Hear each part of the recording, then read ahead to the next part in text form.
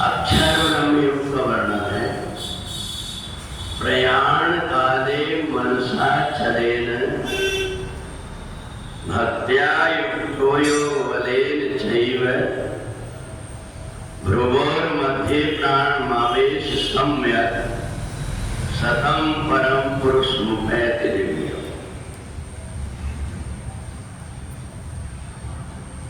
आठवें अध्याय में ऐसी चीजें जो हमारे द्वारा की जाती है वो यही विलुप्त हो जाती है, और कुछ ऐसी चीजें हैं जो अमिट है, जो मिटाए से नहीं मिटती, और जो मिटाए से नहीं मिटती उसको अक्षर कहते हैं। और जो कितना भी रोकने की कोशिश करो परंतु रुकती नहीं है, तो वो चीजें अक्षर की जगह क्षर होती है। तो जो क्षर वस्तु है, जैसे व्यक्ति ने जन्म लिया और धीरे धीरे करके उसका बचपना समाप्त होते जाता है, थोड़े दिन के बाद जवानी समाप्त हो जाती है, उसको कितना भी रोकने की कोशिश करो वो रुक नहीं पाती। तो इसलिए जो चीजें किसी के रोके से नहीं रुकती वो मिटने ही वाली है, उसको क्षर कहते हैं। एक समय जवानी जैसे समाप्त हुई,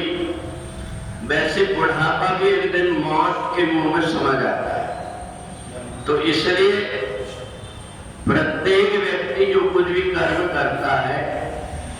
वो कुछ बचा हुआ रहता है और कुछ यहीं पर मिट जाता है। तो इसलिए जो कुछ भी हम अच्छे और बुरे सत्कर्म करते हैं, उन कर्मों का फल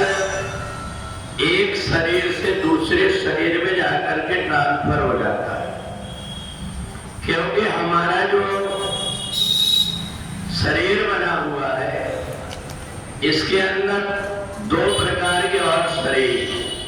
स्थूल शरीर के अंदर सूक्ष्म शरीर है और सूक्ष्म शरीर के अंदर भी कारण शरीर। जब हम सोते हैं तो हमारा पूरा शरीर सोया हुआ रहता है, परंतु हमें ये लगता है कि मैं कहीं चला गया दूसरी जगह, तो वहां हमारा सूक्ष्म शरीर जाता है, सारा सब कुछ दिखाई देता है, जबकि हमारा स्थूल शरीर सोया हुआ है और सूक्ष्म शरीर उस प्रकार के कार्य को करता है। और इसके बाद में भी तीसरा कारण शरीर होता है, जिसमें हमें पता नहीं रहता, बस इतना मन लगता है कि आज मैं बहुत गहरी नींद में सोया। तो ये कारण शरीर में व्यक्ति जब पहुंच जाता है तो उस समय क्या हुआ ये उसको पता नहीं रहता। सूक्ष्म शरीर तक तो उसको पता रहता है कि मैंने ये स्वप्न देखा, पर वही व्यक्ति जब तीसरे शरीर में प्रवेश कर जाता है तो फिर उसको पता नहीं रहता। और इसलिए जब हमारा स्थूल शरीर यहाँ मर जाता है तो उसको सूक्ष्म शरीर को पता नहीं रहता, वो समय कहीं और इधर उधर भटकते रहता है। और जब शरीर ये छूट जाता है तो एक दिन, 2 दिन, 4 दिन के बाद में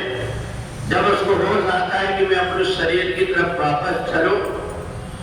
और यहाँ जब आकर के देखता है तो उसको या तो दफना दिया गया है या जला दिया गया है, तो सूक्ष्म शरीर परेशान होते रहता है इधर उधर, वो मानने को तैयार नहीं रहता कि मेरा शरीर छूट गया, क्योंकि उसको स्वतः का ज्ञान है कि मैं हूं तो मेरा शरीर कैसे मिट गया। थोड़े दिनों के बाद में जब उसको व्याकुलता के कारण परेशान हो जाता है और फिर से कारण शरीर में लीन हो जाता है, फिर कहीं भी जाकर के इधर उधर, और फिर वो जन्म ले लेता है। तो इसलिए ये तीनों प्रकार के शरीर के अलग अलग इसलिए जैसे शरीर छूटा, उस शरीर को हम तुरंत इधर उधर नफे नफे करने की सोचने लगते हैं।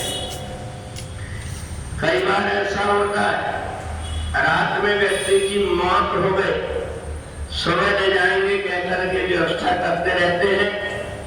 और वो सूक्ष्म शरीर उसका लौट करके आ जाता, व्यक्ति उठ करके जिंदा हो जाता। तो इसलिए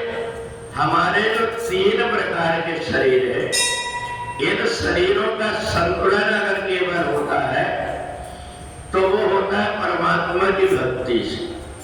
जिस समय शरीर छूटने का समय आता है, अपने घर परिवार के व्यक्तियों की याद आती है, उनको देखने की इच्छा होती, पर आंख अपने आप पलटने लगती, वो देख करके परेशान होता है, परंतु देख नहीं पाता और धीरे धीरे मूर्छावस्था में चला जाता है। कई बार भोजन के लिए तड़पते हुए, पानी के लिए तड़पता हुआ शरीर जब इधर उधर भटकते रहता है, तो अनेक प्रकार के बाह्य शरीर, जिसको हम प्रेत आदि के रूप में कहते हैं, तो इसलिए भगवान कहते हैं कि जो व्यक्ति ओम का उच्चारण करता है, गीता का पाठ करता है, प्राण निकलने समय अपने आप उसके प्राण दोनों आंखों के बीच में जाकर के भ्रूर मध्य प्राण मावेश सम्यक वहां जाकर के स्थिर हो जाते हैं, और वही ब्रह्म रंध्र बना हुआ है, उसी से धीरे से बाहर निकल करके फिर से या तो कहीं जन्म लेना है तो ले लेता है, या तो फिर सीधा मोक्ष को प्राप्त कर लेता है। और इसलिए जो जीवात्मा आते जाते रहता है उसको क्षार कहते हैं, और जिसने विधिवत सब प्रकार की आशा तृष्णा को समाप्त करके मरते समय प्रसन्न मन से दोनों हाथ के बीच में आज्ञा चक्र में अपने प्राण को स्थिर करके शरीर को छोड़ा, वह आवागमन से मुक्त हो जाता है। इसी को अक्षर ब्रह्म कहते हैं। बोले वृंदावन बिहारी लाल की।